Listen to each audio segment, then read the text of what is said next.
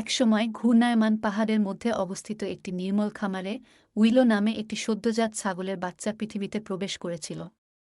উইলো একটি স্নেহময় মা, ডেইজি এবং একটি সহায়ক পশু দ্বারা বেষ্টিত ছিল।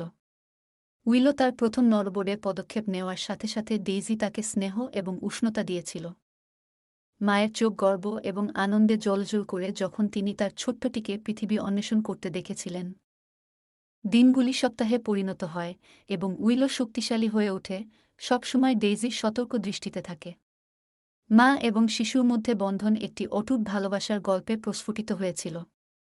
ডেইজি উইলোকে চারণভূমির উপায় শিখিয়েছে, ছাগল মায়েদের প্রজন্মের মাধ্যমে অর্জিত জ্ঞান ভাগ করে নিয়েছে।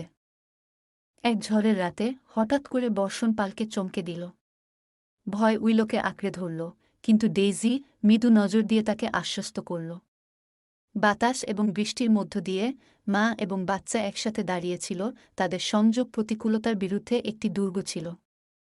ঋতু পরিবর্তনের সাথে সাথে উইলো একটি উৎসাহী তরুণ ছাগলের মধ্যে বিকশিত হয়েছিল, তার মা যে স্থিতিস্থাপকতা এবং উদারতাকে মূর্ত করে তুলেছিল। খামারটি তাদের বন্ধনের সুরেলা সম্প্রীতির সাথে প্রতিধ্বনিত হয়েছিল, একটি মায়ের ভালোবাসার স্থায়ী শক্তির প্রমাণ আগামী প্রজন্মকে গঠন করে। ভিডিও ভালো লাগলে চ্যানেলটি সাবস্ক্রাইব করুন এবং একটি লাইক দিন।